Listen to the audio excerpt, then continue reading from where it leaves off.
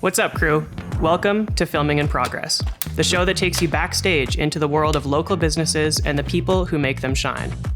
Welcome Faisal Karmali, host of the Karmali Exchange and business expert on 770 CHQR and CTV Morning Live in Calgary. An author and seasoned entrepreneur, Faisal is dedicated to empowering business owners by sharing the building blocks of successful entrepreneurship. Join us as he brings his insights and experience to help you elevate your business.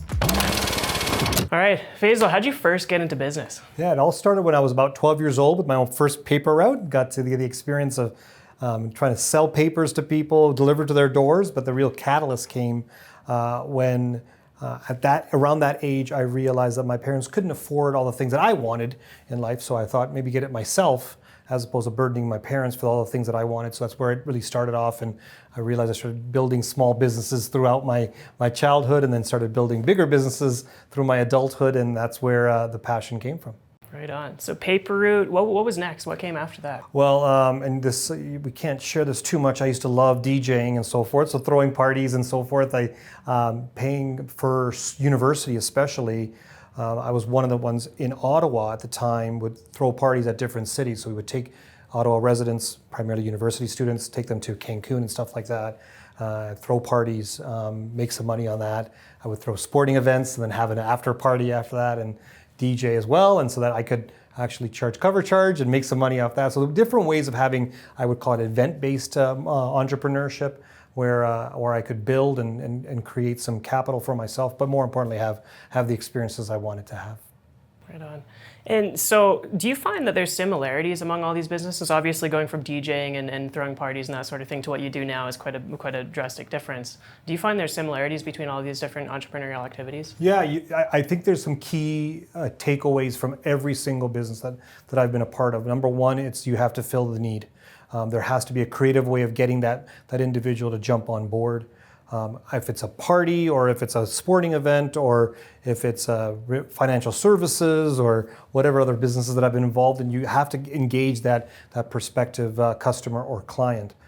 Number two is getting the marketing out there. You have to get the word out there. Different ways of doing it, of course, but without marketing, you're not going to be known.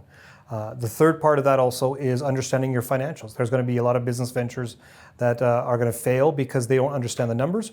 I've been part of that when I was younger. Knowing more about the financial side of things, I can understand the math behind it now, and I can see what's worth it and what's not, on paper at least. Mm-hmm. How do you go about identifying these different opportunities? And you're speaking more of now than when I was a child? Yeah, absolutely. Now it's great. Yeah, so now it's more of a calculated approach to not only the math behind it, but can I make an impact or a difference? So I've been part of businesses where I get to add value through my intellectual property. Some of them I get to roll up my sleeves and get out there and start to get in the sales side of things or the marketing side of things. And then the other part of this is I can see a need for the future and where I can be part of that. So to me, it's now more experiential type of entrepreneurship than it's purely just to, pay the bills and put food on the table. Right. What's the most exciting part about entrepreneurship in general? I don't work for somebody. I'll be honest with you, I would be a terrible employee. I talk too much, I have too many ideas flowing, and I don't like being told that it can't be done my way. And so I try to build as much as I can myself. Of course, I have a lot more smarter people on my team than myself to make it happen, but I would be a terrible employee, and I've learned that from a very young age. And so I've learned to build what I want versus build what somebody else is looking for. Do you think that mentality gives you an advantage in business rather than kind of, building status quo? I think there is an advantage for people who have the mindset of creating their own. I think there's a lot of entrepreneurs and business owners, and I separate those two, that start businesses because they have to, or they've taken what they've learned in the corporate world and thought they could do it themselves, and they find out it is not as easy as they thought it was. Everybody thinks that they can be a business owner until they're a business owner, and then they come back and go, maybe I shouldn't be a business owner. And you'll find that especially during times like the pandemic especially, people thought they could just do it themselves. It's not as easy as it looks. You said in there that you intentionally separate business owner and entrepreneur. Why is that? Yeah, this is a bit testy. I get a lot of hate mail on this one. An entrepreneur, I believe, is the one that starts something from scratch, builds it, and creates a need in the market. A business owner is a person who just bought a business or just has a service-based business that pays themselves. Is it scalable? If you remove the individual out of the business, can the business still run on its own? So I think a lot of individuals, and I'll take a couple of my family members who came to this country, bought a franchise, worked in that franchise, paid for their family. They're business owners. They didn't have any entrepreneurial contribution. You take other members of my family who started something from scratch and built it. I look at those individuals as entrepreneurs. So I have a look at it a bit different on both categories.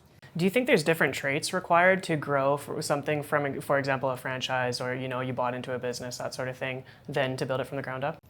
Yeah, I think when you've got a franchise or you've got a business already established and you're just running the business, the requirement to actually have that catapult of growth is not as your primary category.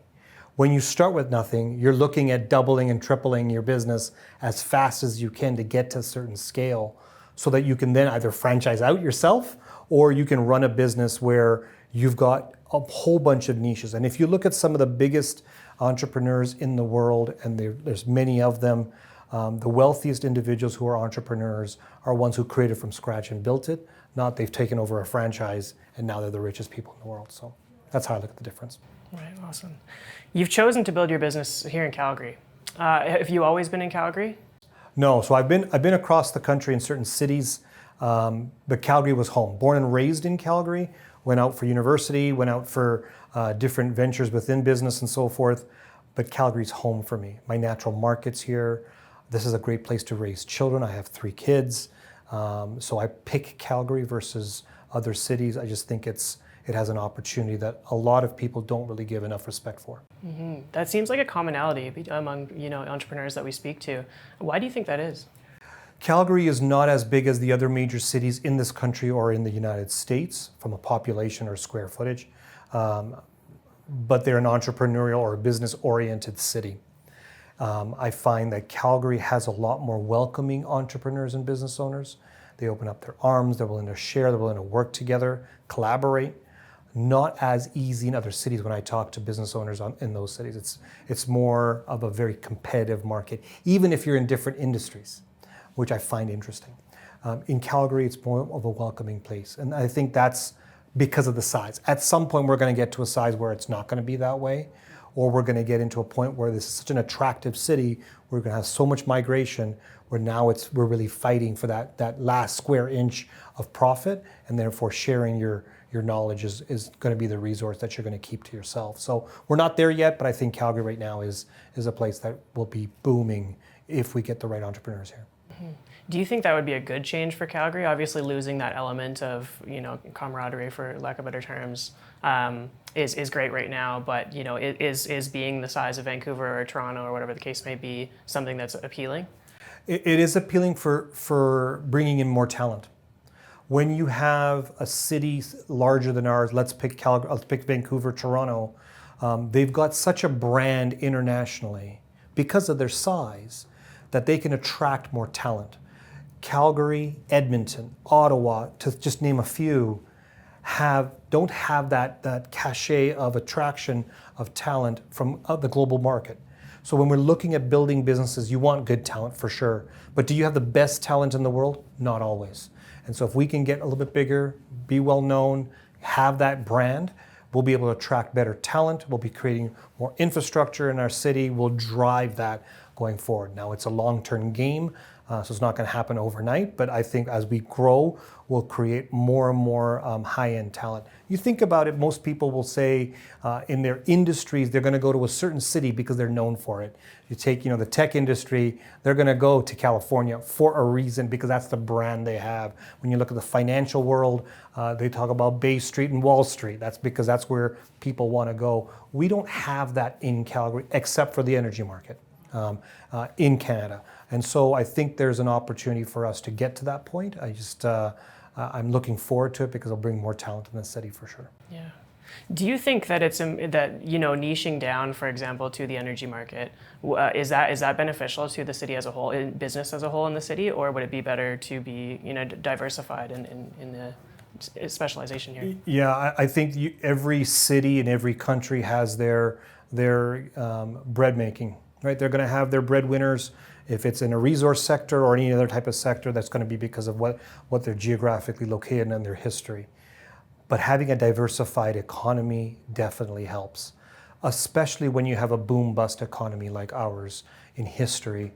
When the energy market does well, we all do well. When the energy market doesn't do well. And you're starting to see other countries do the same thing. When you look at countries in the Middle East, they're not relying on their primary resource. They're actually changing and diversifying. So diversification reduces the risk, creates normalcy, changes the pattern of our taxation, and it brings different people to the playing field, which I think is awesome.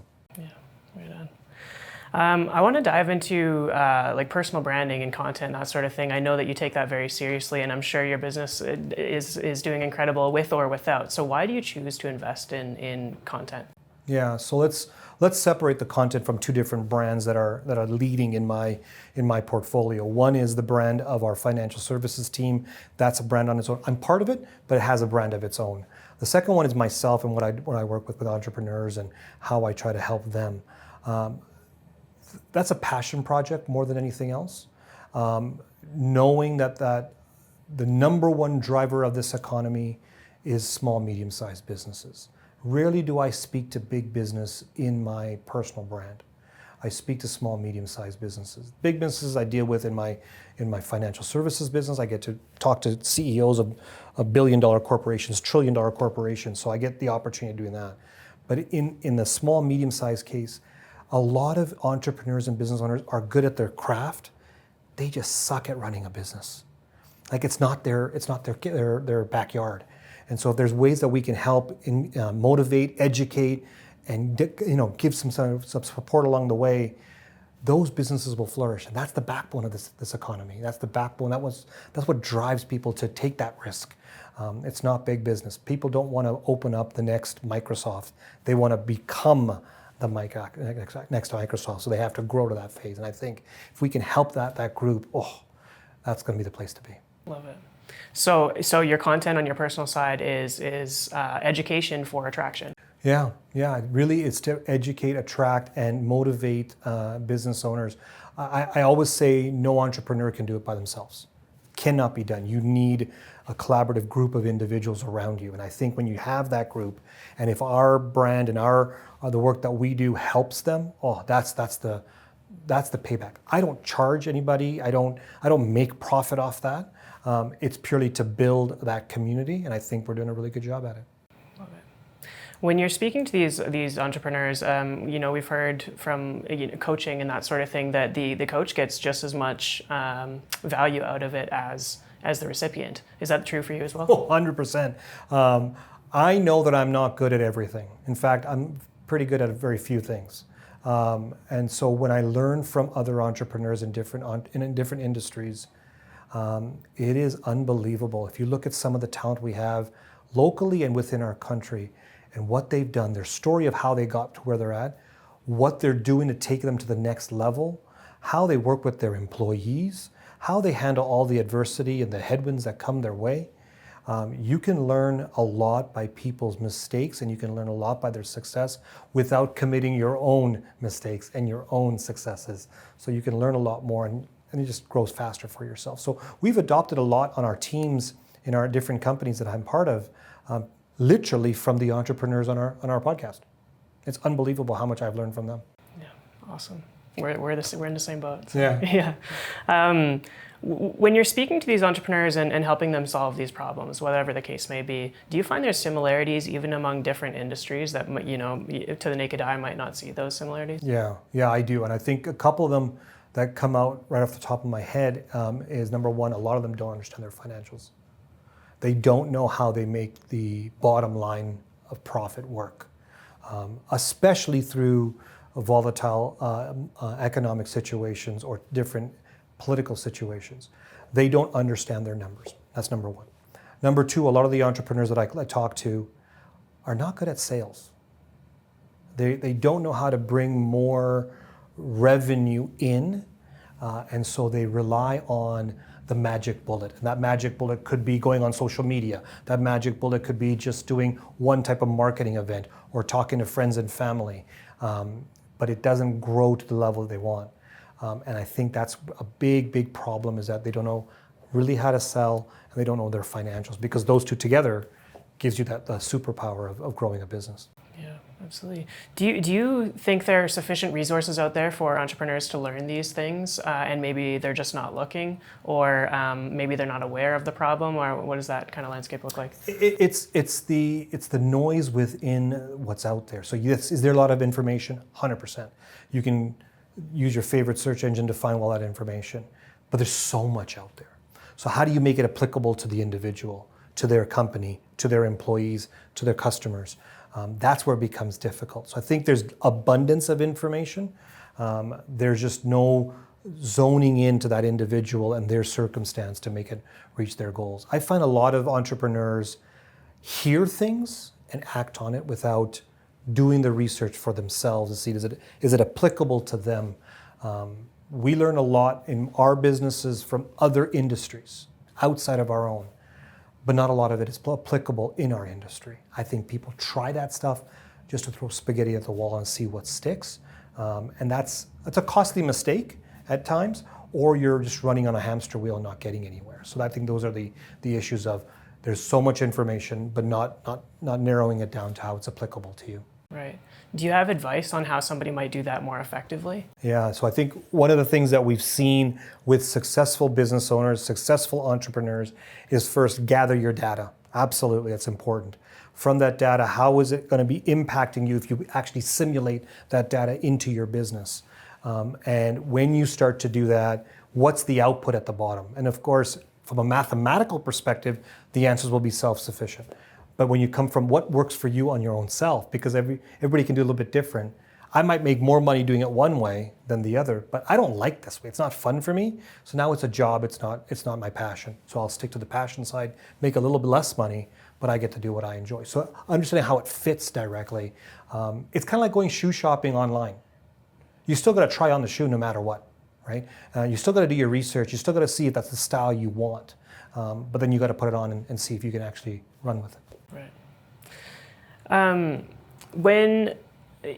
I guess, at what point does a business or a passion, as you're mentioning, so let's say there's an individual and they're really good at doing X thing, and so they want to make a business out of it. At what point is it somebody doing something that they love versus becoming a business? Yeah, and I'll say this to everybody out there: passion with no profit is a hobby. That's really what it is. It's really difficult for people to say, I love this, what I'm doing, but I make no money in and profit at the bottom line. Then you're just having a hobby. I love golf. I suck at the sport. I'm never going to be a pro golfer, ever. So it's a hobby. It's not going to turn into my driver of income. So until I can make profit on it, it's a hobby. And I think that's where a lot of people have heard from some of the social media posts and videos out there, just follow your passion and all. And that's true. I think follow purpose, right? When I talk about to our entrepreneurs, there's 5 key drivers of a successful business. We call it the 5 Ps. People, product, passion, purpose is also included in there. Process, and know how to get paid. If you don't know how to get paid, it's a hobby. So I think that's a big problem. Are there scenarios in which you can turn your passion into a business, and what would that process look like? 100%. First of all, is it scalable? Number 2, is it what the market wants? There's been a lot of great ideas at the time that get put out into the market and no one really buys it. Or they don't buy it on a large enough scale to show a profit that can maintain the business itself for the long term. And go back in history of over everything that's happened, there's been changes that have gone on in history where a certain product or service is no longer needed. And it could be a passion of yours, but if you don't evolve in what the market wants, you're just not going to survive. And that's the beauty of being a business owner in a capitalist market, but it's also the downfall of it as well. Right. Is there importance in keeping a hobby separate from business as well? For example, golf for you? Yeah. I think when an entrepreneur actually can get away, escape from the day-to-day issues. And you mentioned golf or any other like a sporting event or even people who can get their mind off of it, it gives them clarity.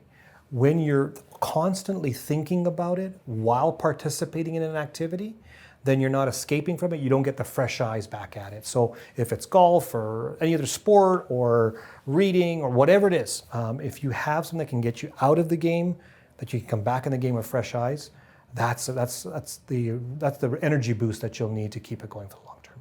And if you look at all the top entrepreneurs and successful business owners out there, they all have passion outside, or we'll call hobbies outside of that. And Bill Gates being one of the best ones. Who knew that bridge would be his thing, right? And it is, right? So there are other entrepreneurs that have done so well that just like doing something separate, keeps a bit more balance to them and gives them that recharge that they need. Awesome. Do you find that there's maybe a magic number, for lack of better terms, that it works this amount of hours, that sort of thing, or is it all purely individual?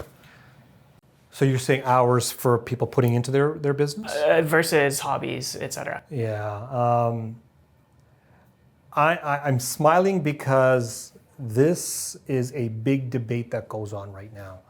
I think when you're starting out with your business, you have to put a lot of the energy, time, commitment to it. When you treat it like a hobby, that you'll do it in your extra time, and we've heard about side gigs and stuff like that, or the gig economy, those aren't entrepreneurs or business owners. They're just doing something on the side. And so when you start building a business, it does take a lot of time. If you want massive scale, if you want just to cover a small amount of cash flow, well, then it's a side gig. Right? And so that's a different piece.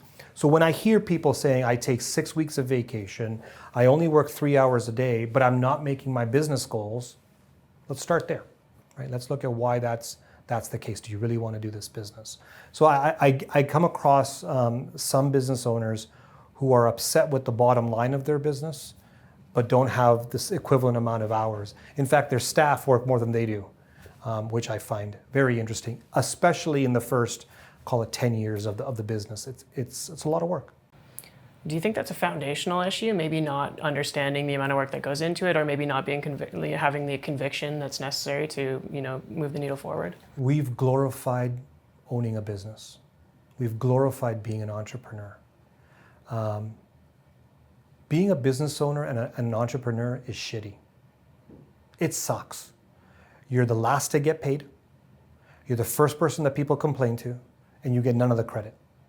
That's a shitty, shitty situation to be in. If anybody positioned, here's an opportunity, would you want that in those contexts? Most people would say, no, thank you. But the reward, once you get it, you can't beat it. Like, it's unbelievable.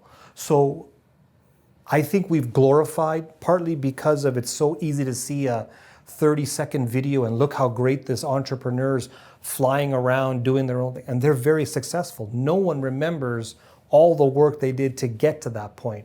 And this goes back to any professional athlete. Let's look at some of the best hockey players that are out there. They don't get there just by being born.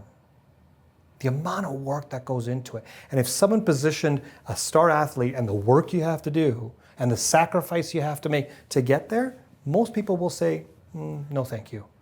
And that's what I think business owners are. We're these special athletes in a small group of a population that does not get the full understanding of what the work is to get to where you want to be. It's hard, but it's so much fun.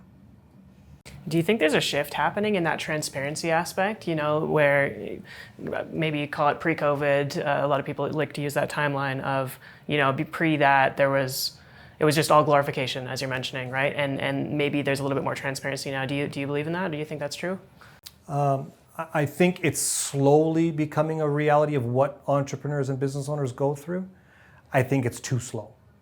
I think even today, post-COVID, it is hard work to start, operate, and have a business to grow at a certain scale. What I'm finding is the shift in what people are looking from a business. Entrepreneurs are looking this to be part of a lifestyle versus the driver of their life. And that's a different way of looking at things. There are entrepreneurs in the previous generation, that's all they did.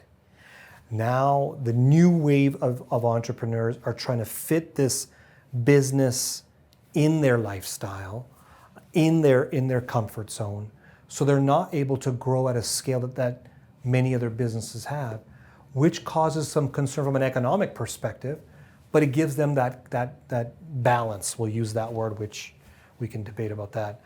Gives them that balance that they're looking for. They're trying to find a job to fit their lifestyle that they want, but because employers have a hard time giving them that free flexibility, they create a business and they want that flexibility. That can be challenging. That's the next wave. I think it can be done. I just think it's very hard with the typical businesses that we see today. Would it be safe to say that having a vision knowing where you want to be then is more important than just starting it to adhere to a certain lifestyle that you might have in your head? All the fitness coaches will say yes. Know where you want to get to and how you're going to get there. A fitness coach will give you a proper plan from diet and exercise and everything and meds and everything else and the lifestyle you should lead to get to your goals. That's a proper fitness coach. And if you don't follow that path, you're not going to get to your end destination. So yes, understanding what your end destination is, but understanding every single piece from how much physical activity to the type of vitamins to the type of food you can and cannot eat in order to get there is paramount. And I think understanding what the vision is, but really getting into the plan of what you need to do to make it that vision become a reality is the hardest part. And I think a lot of entrepreneurs don't spend any time on that. Yeah, we see it quite often where there's a large goal, let's say, and but no plan to get there, so it's just constant. Nothing ends up happening. Yeah, and then that's the hamster wheel that we've talked about. That people will just keep on doing the same thing they were doing always and not seeing the better results. Well, and talk to my fitness coach; he can tell you I do that problem all the time, right? I don't do the different changes that are required to get to my goals that I want to be, and that's because I just don't want to do it. I'm resisting for a reason. And what's that reason? And then when you figure that out, that's that mental block, and then you move forward from there. So it's a hard game, and it's not easy to do. I think we've glorified it, and so people just look at results, and they want it instantly, and it's not going to happen that way. Do you think finding that reason is the hard part, or maybe there's resistance to even looking? So finding the reason is the hard part because, again, we've glorified what entrepreneurship is. We've almost bastardized that word, where people will put on their LinkedIn profile entrepreneur and they're an employee. They've never owned a business. But because they're thinking about it, now they're all of a sudden they're an entrepreneur. Well, that would make me a pilot because I've thought about flying a plane before. That's not reality. So that's part of the problem. The other part of the problem is that they don't understand the work that needs to be put into it. And because of that, they just look at trying something and it doesn't work out, so they'll try something else and it doesn't work out. That's not them. What's really true to their essence and what they want to solve for, I call it the act of service. Who are you trying to help? And if it's just yourself, you're never going to find it. If you're trying to help somebody else with whatever it is, product or service, then you're going to see purpose behind it. Then you got a driver and you focus on that and build everything around it. That's a key thing. You mentioned in there that we could debate on balance. I'm curious as to what your thoughts are on that. I have a hard time with this work-life balance. When I hear work-life, it's like it's a debate between one or the other. Why can't I just be all in one? There are times that I'll be focusing on my business and not spend time with my family. And there'll be times that I'll be spending with my family and not on my business. I'm not choosing one over the other. I'm just trying to keep it all encompassing. My business, my primary business, is like my fourth child. So I treat it just like that. And so when I find that people are saying I need work-life balance as a business owner, I don't understand that. I have a hard time digesting that because it's just life. It's not one or the other. Mm-hmm. Mm-hmm. Is that a hard concept for a lot of people to swallow? I think it's hard for me more than it is for other people because I hear it a lot. I hear a lot of entrepreneurs and business owners, and even how they post on social media. I'm going on my trip, work-life balance. Is it? Or is it a recharge? Because you can't do anything 24 hours a day. You can't. You need to sleep. So is that called work-life balance? No one calls sleep work-life balance. So you need some sleep from everything. You need some time away. So I have this challenge. I think it's more of a Faisal issue than it is of a mass group issue. I think a lot of people have the dream that you can work very little and make a lot of money. And I just don't see how that works. I have yet to meet somebody who has a 7-figure revenue business that works part-time. How do you choose to manage your time, and how do you kind of go about prioritization? Obviously, you've got a lot going on, family, 2 businesses, personal, et cetera. Yeah. So I've learned this from other entrepreneurs. First of all, I used to have boundaries, but I never stuck to them. So that's my problem there. Then I put in rules. And so literally in my calendar, I've blocked off time. And that's the time structure equals the time freedom that you can have in your future. So I do block off times for everything I need to get done. And that will give me the comfort knowing I can do it. When I just say, here's my boundary, and then I cross over it, I've just broken a rule of my own, but I didn't put it on paper, I didn't put it anywhere. So for me, to get everything done that I need to get done, number one, I know when to bring people on to help me get to that vision. I have got a strong team behind me. They are the reason why I am where I am. That's number one. Number two, I've got a supporting family. And if I can just block out for everything, then I can make sure I get it. I don't have to be all things to all people. I just have to be some things to some people. The rest of the team can handle it all. And I think that's one of the hardest part for entrepreneurs that are early in their journey is when do they actually add on more people to help them scale, to help them balance life and so forth. That's the biggest debate that goes on. And I've always been the one to say, hire more than you need because you're going to grow into it, then hire after you already need it because you're going to be bursting at the seams. And so sometimes it works, sometimes it doesn't, but I think overhiring is generally the better place if you're in growth mode. I feel like a lot of young entrepreneurs, new entrepreneurs, whatever, have a hard time delegating, and maybe that contributes to what you're talking about. Are there tactics or anything like that you'd recommend for those people that are just unsure of how to go about that? Yeah, I find that the issue of lack of delegation has a lot to do with ego. I can do it. And at some point in the journey, and think of this as a young child, you'll always see the young child, or generally hear a young child say, I can do it myself. And you're trying to help that child. They're like, no, I can do it myself. And then at some point, that child comes to you and says, can you help me? And then at some point after, they're going to go, well, I don't have to do it all myself, and you don't have to do it. We can get somebody else to do it for us, and then we can do other things. And that's the journey of a business. At some point, the business will say they could do it themselves, or the business owner. And then they're going to realize, oh, can I get some help? And then they're going to say, okay, we can just have other people do it, and we can focus on the next piece that we want to do. So it's no different than a child. As they grow up, you're going to have that exposure of doing it yourself, having other people doing it for you, and then actually having people on your team so you can do more. And that's where it gets fun. I love that idea of overhiring and kind of letting people grow into it. Do you find it easy to maybe find work for these people to do, or maybe you get the right people on the board that they find work for themselves? How does that typically go? It's a mix of both. Where we bring on people onto our businesses is to first forecast what we'll need them for and get them trained up for that. Because especially in a business where you need higher skill, training is a key thing. And you want them to do it your way in your business. You don't want them to do it some other business way or what they've learned in the past. But you also want them to have fresh eyes. So you want them to also critique it. So in that time, they're critiquing everything. They're going to say, this is shit and this is great. And the part that they say shit, let's start to investigate that and have them be part of that. So as the change happens in the business, they're contributing to the change. And I'll give you an example. I've got members on my team who are part of the communications group. What communications was for our teams in the past to what it is now has grossly changed because of the input of the individuals. Not because I created something or I made up something. It's them. They're like, this is shit, Faisal, let's change it. Okay, let's change it, let's do it. And that way you learn from them. It gives enough runway. You can build, that. Then they're doing their job, and then you can do it again and again, and that's how you can mass that scale. But the biggest fear of all that is taking on that extra person, paying that expense.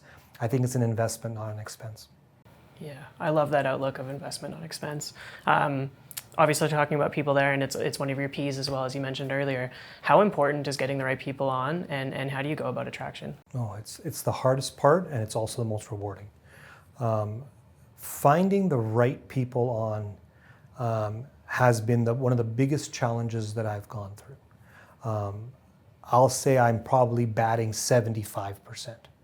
25% of the time I strike out and I got problems. But you're not going to be 100% in picking that. Where I've learned the hardest part is firing. I have a hard time letting go right away. I'm getting better at it, and I think I hold on to members of my team because it's a hit to me. I hired them.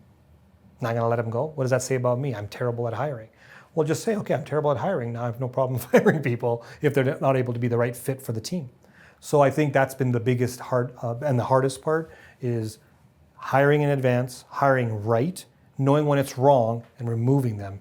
That's been my biggest challenge. I think there's opportunity for that. Mm-hmm, mm-hmm. There's that saying, hire slow, fire fast. Do you think that's true? I think there's really good merit behind it.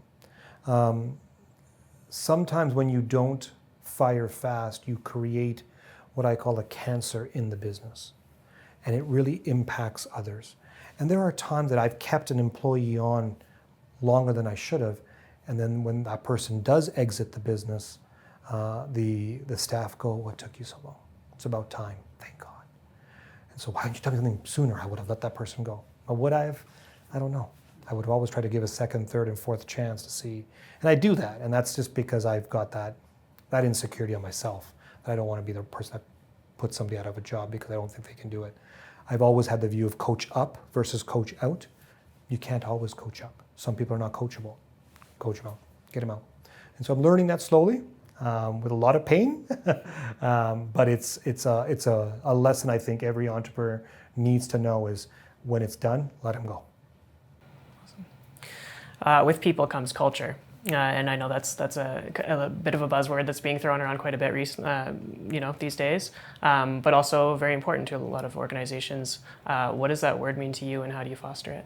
Yeah, so working with different sized organizations, when you're having a smaller team as a business, you can drive culture a little bit easier, because the culture actually comes from the people at the top of the chain, not from the bottom. You never expect the entire team or the employee base to create the culture. You create the culture, and then it fosters around you. So smaller teams, easier to create that culture. As you get into larger teams, double digits and triple digit of staff members, the value system has to come out more than the word culture. What do we truly value? And literally yesterday, 2 of the members on my team, I sat down with them and said, this is what I really value. This is where I find respect for. And so if I can have that value brought into the team even more, I need you to show that as well. That's a different driver than we have a culture of. It really comes from the founding partners of the business. And our culture is growth. Our culture is service. Our culture is making sure we do what people need to have done for themselves in the future, and if that's our culture, and that's our value system, that's a marriage. You will find a lot of businesses out there when you're meeting with them that they'll say what their culture is, but when you talk to the team, it's night and day. That's not the culture. And I'll give you an example. I've seen some retail businesses out there recently. The business owner will tell me what their culture is. When you go and visit the locations, they're just selling product. That's what their job is. Not, we want to inspire, create, whatever. And then they're actually executing on that. So you can see the disconnect very easily in brick and mortar businesses, very challenging with service-based business until you deal with that service person. But I think it's driven from the top. I think it's a value system that comes out versus the word culture. Do you think that misalignment that may exist between, the uppers and like you're talking about, and or maybe even, if there was a case where they have just a poor culture and that's, that is ingrained in the entire business, will that be immediately drive the business to failure, or is there a possibility that poor cultures can succeed? So let me give you my context in the financial world. So I have the fortune to review, audit to some degree, interview executives of the largest companies in the world. I get to see their culture. This is where the 5 Ps have come from, is understanding how these businesses have been able to be successful. When you see company culture start to get diminished or deteriorate, the actual value of the company starts to fall. The bottom line starts to fall. Then revenue starts to fall. And then all of a sudden, massive cuts of the staff members. So I'm talking about, these are large corporations. And so you can literally see based on how the culture is, and if it's dwindling, so is that company. And if you look back in history, some of the major companies in the past that have gone belly up, part of the reason has been because of that culture. Mm-hmm. The book, I'm sure you're familiar, Good to Great, speaks largely about that. Yeah. Yeah. Yeah, and it's hard to implement all the ingredients to build a good culture. And it's a lot of trial and error. And there are times where business owners, especially if they're in partnerships or multiple owners of a corporation, need to sit down together and review what their value system is. And I think that's what's missing right now with large corporations. I think that's missing with a lot of corporations in the country that are in multiple districts and jurisdictions, because you lose touch and everybody has now gone online more than ever before. So you lose that piece. So coming back to that and say, okay, this is what our value system is, and let's do a refresh, definitely helps. So being, I'm going to say, in business since 12 years old, when, doing your first paper route and that sort of thing, yeah. I'm sure you've learned thousands of invaluable lessons throughout the years, but is there any one lesson that you might have learned from a mistake at any point in your career that has taught you something that is, that's maybe a golden rule going forward, or something that you Don't do it just for the money. I understand why people do things just for the money. When I was younger, I did it for the money. I tried to be creative and do something that I enjoy to make the money out of it, but it was about the money. When your only guiding light is towards the money, then you miss out on the opportunity to have longevity. Money will come quick, but it'll go quicker. It will go quick.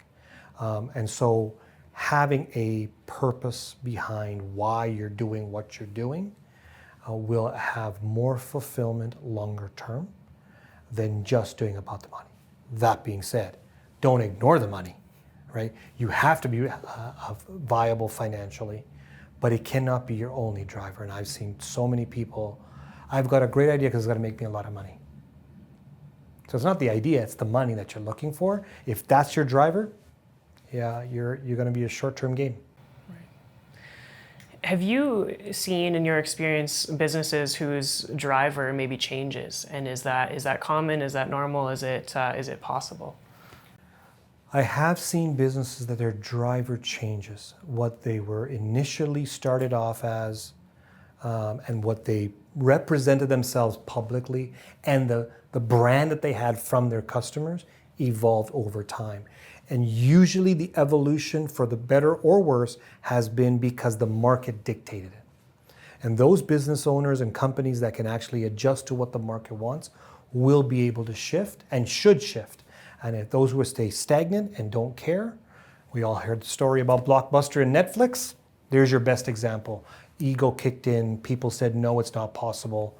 And look where those two companies are. That's the best example that most people can resonate with. That shift is happening. Know your market, know what they want, and be able to predict what they are going to want in the future. You're not going to be right all the time, but when you do that, that's the longevity of a business. We talked a bit about education, through personal branding. You mentioned that you do. Is coaching an okay door? Sure. Yeah. So obviously that's important to you. Why is that the case? Why do you choose to spend your time giving free education to business owners and that sort of thing? Yeah. Here's the ego kicking out now. Okay. I want to be immortal, not in the physical sense, in people's minds. When I get to help somebody, and it helps them in their transition. And if you take about any major life event, one of them is owning a business. And if you can help them transition from where they are to where they want to be, they'll never forget you. You become immortal. And you will stay in their minds forever. And that will grow, and that feels fucking amazing. So that's ego telling you that answer. So when anything that I've done in the past as an adult has been to add value so that they'll remember me forever. And so being fully vulnerable with you on this, most people think I do it because it's a business and I can make money. I'm going to make money because that's part of the process. But if I can become immortal in people's minds because I get to help them, and if you think about the biggest brands in history, and I'm not talking about company, I'm talking about people. It's those that have helped people, not hurt them. The ones who hurt them have a negative brand, you don't want to be associated with them. The people who've helped people, they'll stay in their minds forever. How do you measure that? Is that purely intrinsic, or is there a metric that you use? Or? It's part art, part science. The first part of it is the engagement that I get back. Part of it is the engagement from direct feedback to me, telling me the stories of how I've helped. And when you write a book or when you do stuff in the media, when you get to do all these different things, you get to hear the stories that come back and say, you've made an impact in my life. So that's one of the pieces. The other part of it, that's the art part of it is you get to see the reality of what happens after.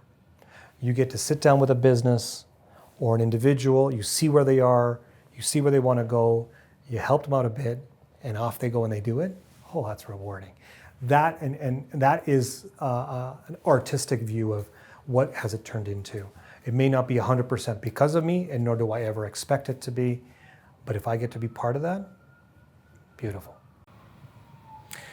Do you, obviously the content that you put out can be consumed by the masses, whoever is interested, but the one-on-one side of things, obviously I imagine you have to be a little bit choosy. Is there criteria for that you put people through for that? Yeah, so when someone reaches out to me and wants to sit down one-on-one or have conversation, there is a screening process because I don't have the time to meet with everybody.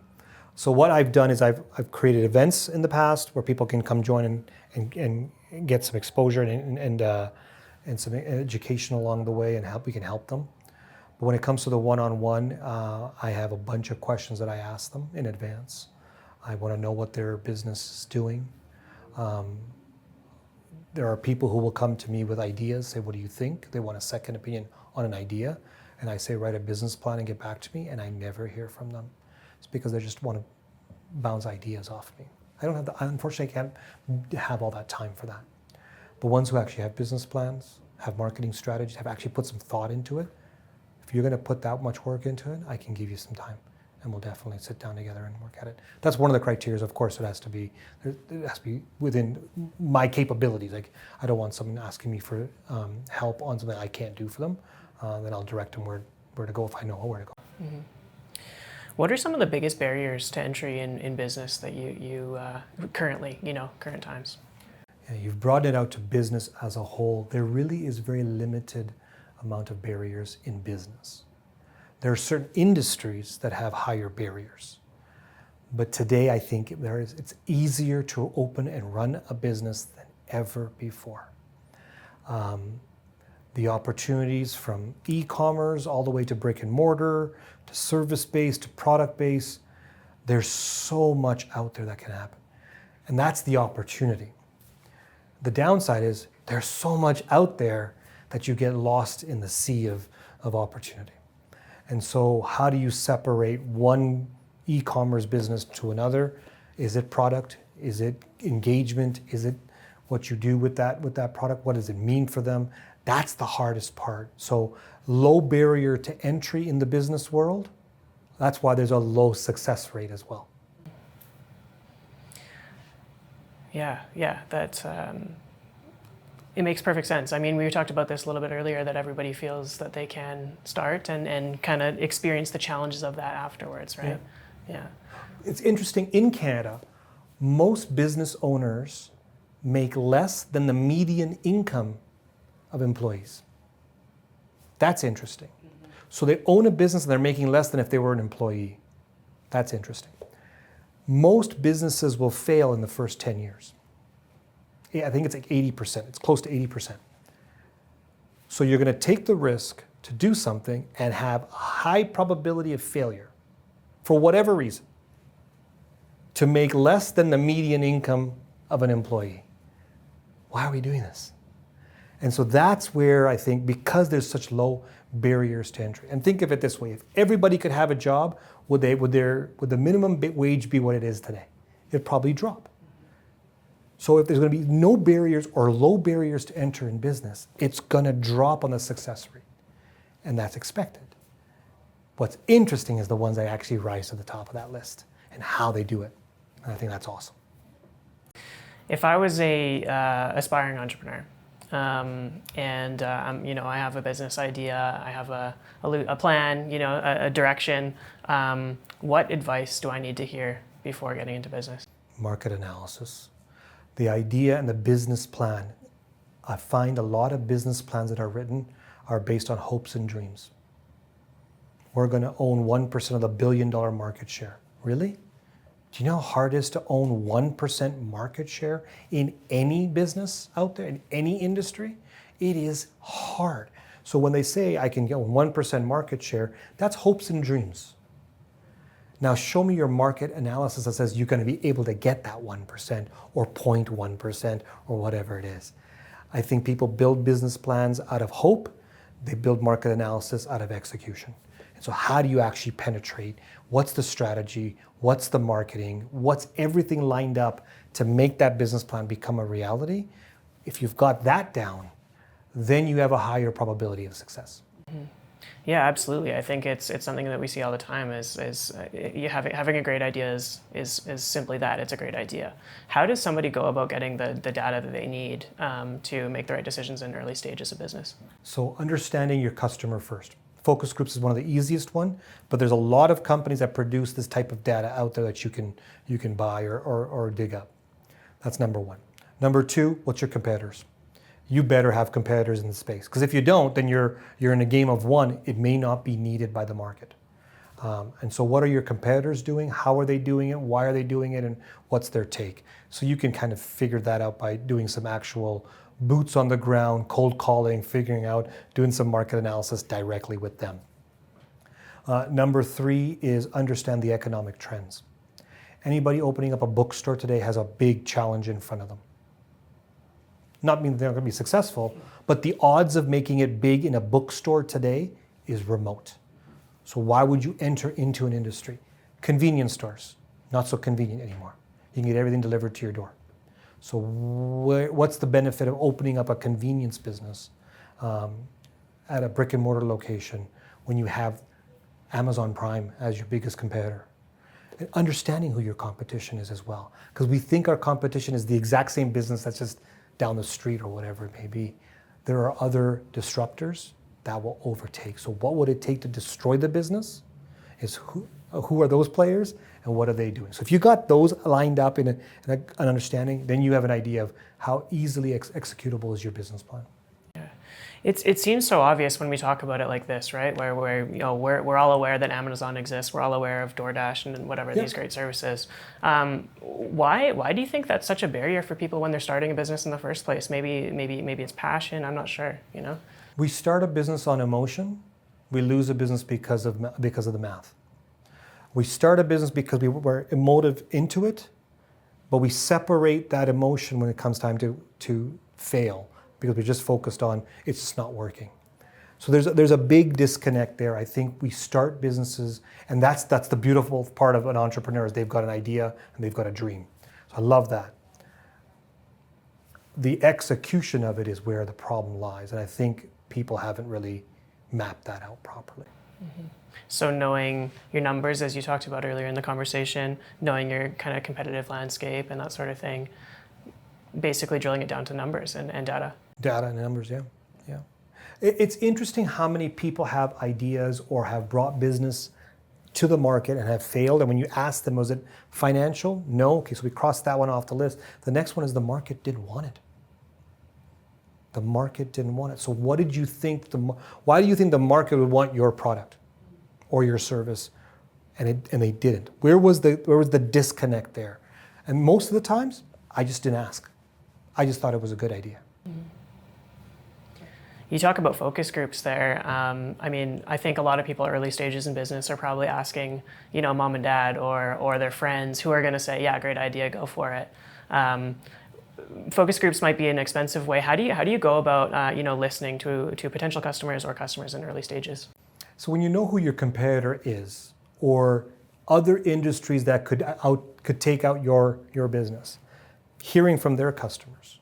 So there is a lot of cold calling and door knocking and walking up to them after they've exited that business and ask them to participate and incent them to do so. It gives you a bit of direction. It shouldn't be your only course of market intelligence, but it is an idea, especially in local markets, where you might need to understand what the biggest piece is. There are cities across this country that liquor delivery services will fail.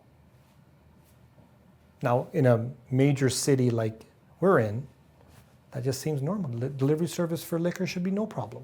But there are other places in this country where people like to go. It's an actual event to go to the liquor store. So you're never going to get that barrier broken until you create your own event that disrupts their event.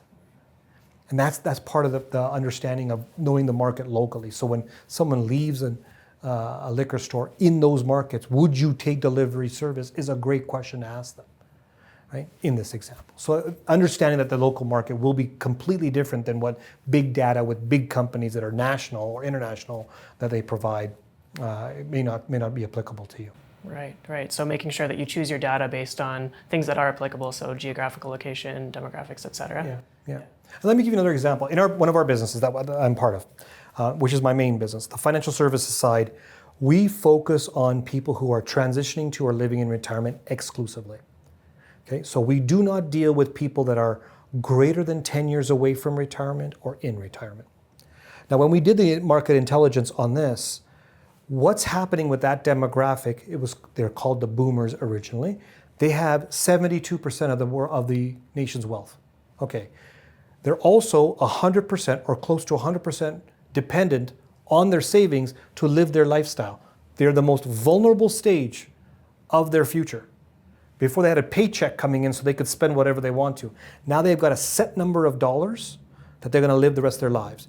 They're also the most complex part of their life because they're not aging into retirement like it's one phase. They've got multiple phases as they age. So now you layer that on. So what services can I provide besides just making sure they have enough money in retirement that will add the layers of the biggest complexity of their lives that they've ever had? If I can add value in that area, I can have market dominance to a certain degree. I'm not going to own 10% of the market, but I don't want to. I want to be all things to some people, right? And so when you look at that and you do the market intelligence of that demographic, here we go. Now, newsflash, this demographic is no longer the wealthiest demographic in the country. It's Gen X. They have a different expectation, need, want, experience than the previous generation, the boomers. How do we build that model now? What's the market intelligence? There's no data that talks about retirement and how they want their experiences to be because they haven't retired yet. So now we have to go out and actually do the door knocking, talk to Gen X, see what's going to happen with them. A lot of them are business owners and entrepreneurs. They'll never retire. So what's the service around that group? So when we build that out, we are doing that enough market intelligence, literally door knocking, to find out who they are, what they do, what they need, and then we can offer those services if we can provide it. Yeah, awesome. It sounds like you found a very particular niche, 10 years prior to retirement.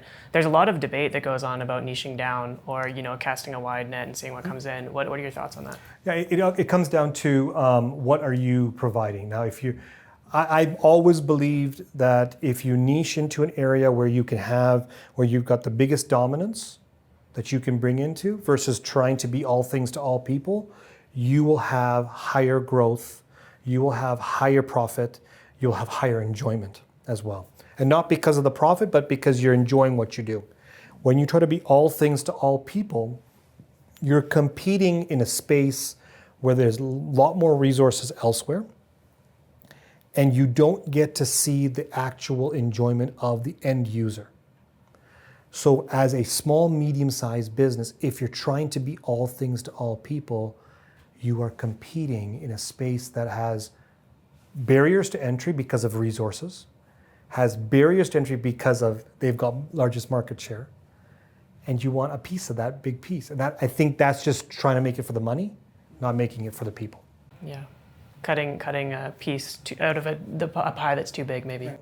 And you've seen that in what they call arbitrage. You're seeing people buy stuff at said location, sell it online, make the differential, and that arbitrage sale. They're just trying to sell it to everybody until that arbitrage gets closed up and they're gone. That's not a business anymore then. The arbitrage has been figured out. The minute that if you can buy something from Walmart, sell it on Amazon and make a spread on that, that's the arbitrage. The minute that Walmart figures that out and actually wants to do something about it, you're done. So why are people buying wholesale, trying to sell retail to everybody when they can buy wholesale, create value to a certain group, and charge way more? Think about when you buy coffee. Buying coffee at a local store versus at the top of the Calgary Tower, there's a difference in price because of experience. Same coffee though. Faisal, what's next for you? What's coming up? Yeah, so the next phase for my journey is my couple of my primary businesses are now getting into what I call the junior high phase. That's where they're trying to go and learn about themselves and be able to be, self-sufficient without their parents around. They can be left home alone. They can, stuff like that. So that's phase that we're in. Is we're in the junior high phase for a lot of the other businesses that I'm part of, the two primary ones. There are opportunities for me to add more value to people. I'm looking at cracking the code on this next generation, which I'm part of. I'm part of Gen X, and I'm cracking that code because that's going to be the way that the entire market's going to fit. If they're the wealthiest people, watch the change in marketing, watch the change in what people are providing in services. So I want to crack that code and figure out where we're going to help in all of the areas that I'm part of, especially where I can add value and become immortal. So I'm looking forward to that as well. Love it. Where can we send people to follow along? Yeah, just go to Faisal Karmali, either on any part of your favorite social media platforms, and reach out. I'd love to hear from you. Awesome. Thanks so much for the chat today. You guys are doing a great job. The amount of attention that you're getting and the amount of value you bring out to your viewers and listeners is awesome. When we did our research on you guys, we can kind of pick out the emerging businesses and groups out there. I'm calling you an emerging team. Get ready. You guys are going to be a team to reckon with for sure. Thanks so much. Congratulations. Really appreciate that.